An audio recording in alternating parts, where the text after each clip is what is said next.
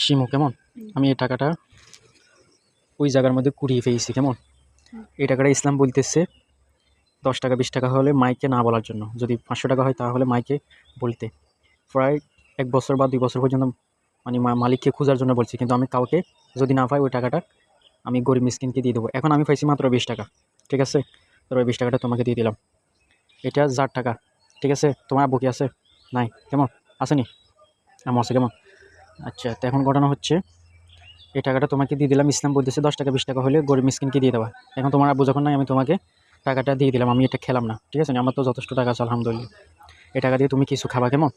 ওকে, আল্লাহ হাফেজ। এখন তুমি একটা জিনিস জানতে পারলা, কুড়িয়ে পাওয়া অর্থাৎ ফতের মধ্যে যে টাকাটা পাই এটা যাতে গরিব মিসকিনকে দিয়ে দেওয়া, ঠিক আছে নি, এটা যাতে নিজে না খাওয়া। তো নিজে যদি খাই তাহলে আমানতের খিয়ানত করা কেমন। এটা আমি তোমাকে দিয়ে দিলাম, তাও আবার কিয়া যে যার টাকাটা ওই লোকের যাতে সওয়াব পায় ওই হিসাবে আমি কি দিলাম তোমাকে টাকাটা দান করলাম আর কি কেমন। ওকে।